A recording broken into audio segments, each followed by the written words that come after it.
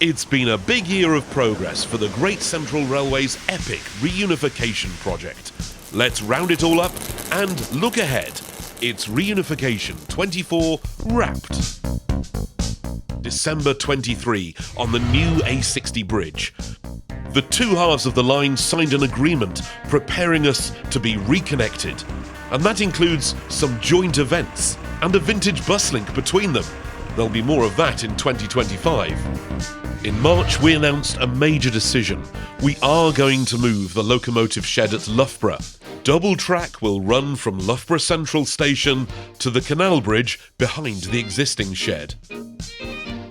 That meant just a month later, we could publish our final concept design, the urban viaduct, which will carry our trains over a distance of 300 metres between the two railways. Then, after a huge amount of fundraising and hard work, we were able to submit our planning application. You pitched in with hundreds of supporting comments. Thank you. More on the planning application in a moment. September. Key bridge repairs and track upgrades begin along the entire length of the Great Central Railway in Nottinghamshire. By the end of the year, we'd been able to run a diesel multiple unit all the way along the northern half of the line, to stand on the brand new A60 bridge. There's the way ahead, along the embankment and towards the brand new bridge over the Midland Main Line.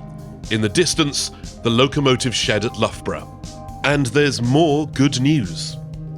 Your donations have pushed our reunification war chest to £2.4 million. And that's after the majority of the planning phase bills have been paid. We're about to bring you right up to date with the project news, and do keep watching until the end of this film, because we're going to give you a sneak preview of our brand new computer-generated fly-through of the completed scheme. Before all that, a reminder, this is a people power project. Tens of thousands of you will watch this film. If everyone made a donation of £10, we'd raise an awful lot of money, which will take us closer to the finish line. Well, I'm absolutely delighted with the progress we've made. The planning application process, it certainly hasn't been quiet on my desk. We've all been busy. We've had a lot of expertise and help, but essentially what we've had to do, as with any other planning permission for the country, we seek the permission and consent of the local authority and the populace of the town, and all the statutory bodies who are involved and have an interest in the site. And that's Severn Trent, that's the Environment Agency, that's Network Rail, who are in very close proximity, that's County Highways. They all have to have their view. It's been very well supported by a sheer mass of comments and letters from members of the public. That's you guys, the donors and sponsors and the people who are interested in us. And that's fantastic, because that's overwhelmingly positive. Formal consultation on our plans is now complete.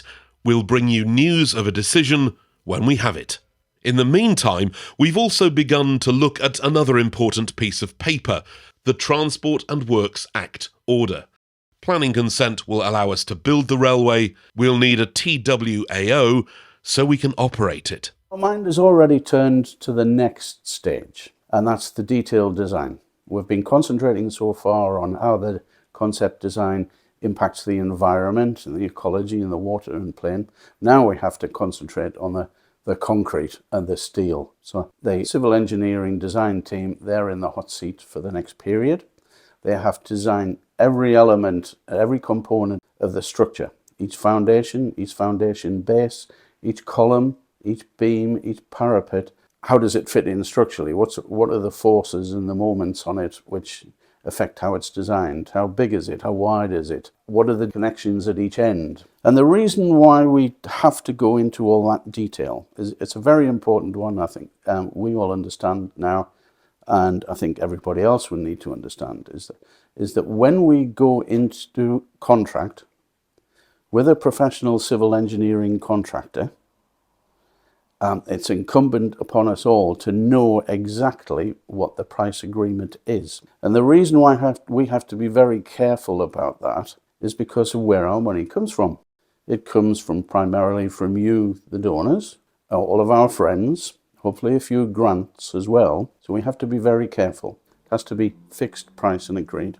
And that essentially means that all of the design has to be done first. In what will be a quite major construction project, it's well over a year, it's probably more like 18 months as a contract, and then there'll be another 6 months or so of placing the track and infrastructure on the top and testing and commissioning. So it will take time. So let's set our stall to do it properly.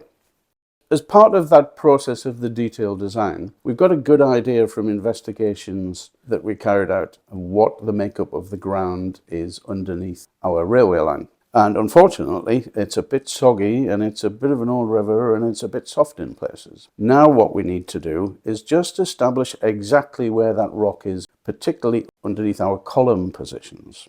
And in the Presses Spark car park, where there's a column goes in there, just exactly is the old Victorian foundations for the old bridge abutment.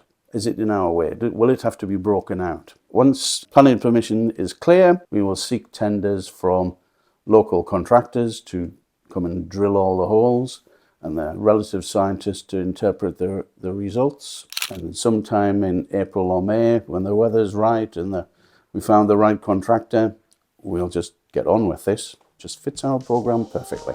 So we've worked hard this year, agreeing the concept for the entire project, from the A60 bridge to the canal bridge. We have the massive opportunity to do the whole thing in one go. So we can crack on an increasing amount of people. There's quite a few designers required to sit down and draw all this out. Then we start the process of going and find a contractor. And then in no time at all, we could be ready to do this. Importantly, from my point of view, we know what we're doing and we have a plan. And here is that plan in a sumptuous computer-generated model of the entire scheme. Crossing the canal, then the embankment, and the small metal span required to bridge the Severn Trent culvert, before we catch up with a southbound train preparing to arrive at Loughborough Central. In 2025, we'll be back to show you the rest of these images and to let you know how we're getting on. But remember, it all depends on your contributions. The more you can support us, the sooner we'll make this a reality. Thank you for all your help in 2024, and here's to another exciting reunification year in 2025, bringing together two heritage railways to bring prosperity to the East Midlands. Thank you.